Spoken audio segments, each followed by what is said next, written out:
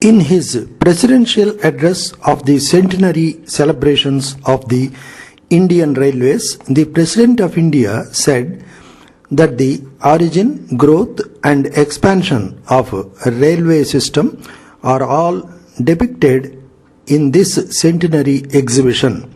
You see there an engine which brought one of the first trains, and I travelled from New Delhi to here in a train drawn by an engine which was made at the locomotive works. On this occasion of a prospect and a retrospect, we have to remember the administration of the British Governor General in the last century. In those years, he tried to do his best for introducing great improvements in communications and other things in this country. He was responsible for introducing the telegraph. Again, he made the postal system cheap and effective by the use of the railways. Till then, mails were carried by messengers, by horses and camels, or by carriages and boats.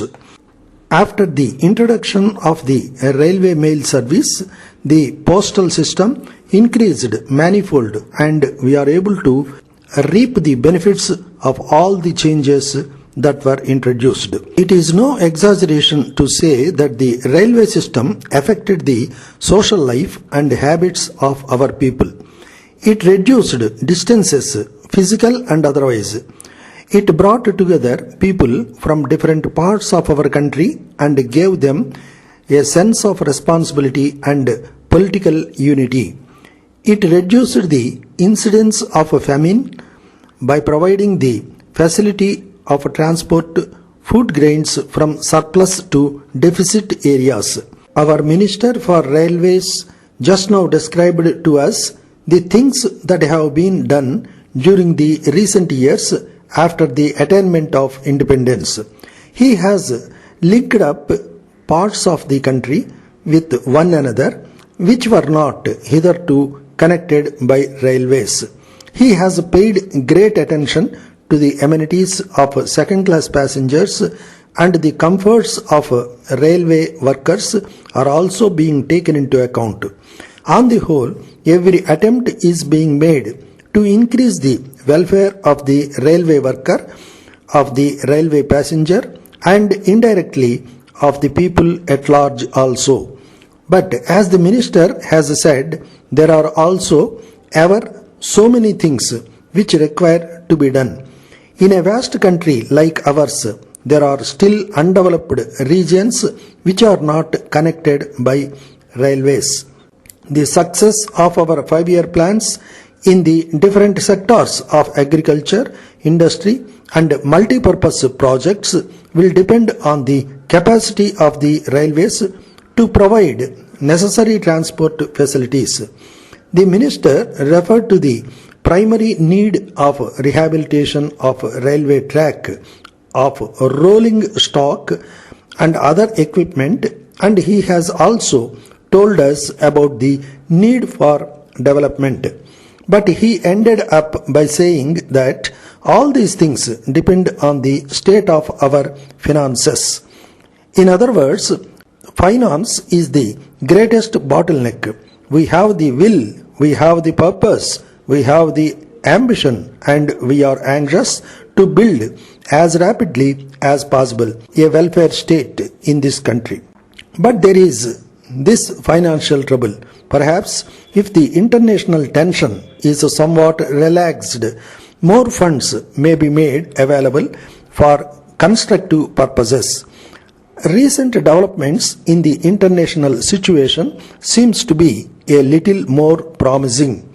The deep darkness which enveloped the world since the end of the war has disappeared, and a few bright rays of light are visible. In the last few weeks, we have had several indications from the communist world of their desire for cooperation with the Western countries. Democracy is based on tolerance and mutual respect. If great powers show mutual respect and consideration, the world in which we live may pass into one of light and wisdom. Dear Sir, thank you for your letter dated 10th June 1975, which was received here only this morning. You will be glad to know that I decided to include the question of sugar policy in the agenda of the cabinet because I thought that it is a matter which should receive our early attention. The food minister wrote to me also on the same lines as he wrote to you, and when he came here the other day, he mentioned to me that he had a discussion with you. I was told that you would be able to spare the necessary foreign exchange if a policy of decontrol is decided. Of course, you could not make a definite commitment at that stage. He also impressed upon me the necessity of a very early decision because, according to his calculations, there would be a serious shortage in October and he should be in a position to place an order almost immediately. The two questions of decontrol and import of sugar were thus interconnected. Moreover, I felt that since the cabinet was going to discuss the question of a cotton policy in which decontrol is one of the issues, it can also discuss the question of sugar.